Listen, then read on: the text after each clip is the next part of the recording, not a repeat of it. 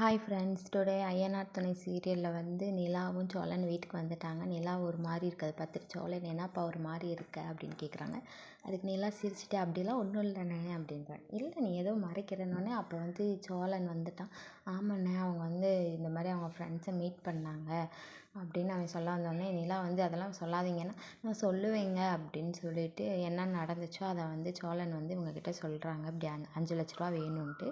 அப்புறம் எல்லோரும் பேசினோடனே அவங்க இருக்கிறதுல ஏன் சோழன் இதெல்லாம் சொல்கிறீங்க, நான் பார்த்துக்கிருவேன், எனக்கு இப்போ அந்த வேலை ஒன்றும் அவ்வளோ அவசியம் இல்லை, நான் வேலை தேடிப்பேன் அப்படின்ற மாதிரி அவங்க சொல்கிறாங்க.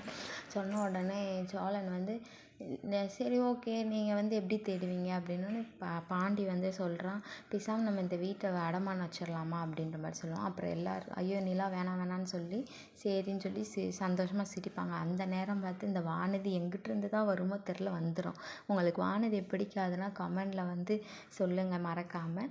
வானதி உடனே வந்து பாண்டிக்கிட்ட உனக்கு அறிவு இருக்கா, அந்த இருக்க ஒரு வீடையும் விற்கிறதுக்கு ஐடியா கொடுத்துட்ருக்க, அப்படி போயிடுச்சுன்னா நீ என்ன பண்ணுவ, நம்ம என்ன பண்ணுவோம் அப்படின்ற மாதிரி பேசணுன்னே சோழனுக்கு வந்து கோவம் வந்துடும். டேய் பாண்டி சும்மா இருக்க சொல்கிறா அப்படின்ற மாதிரி சொல்லும். நான் பேசிக்கிறேன் நீ அமைதியாக இருந்தோடனே பாண்டிக்கு சோழனுக்கு சண்டை வர மாதிரி வந்துடும்.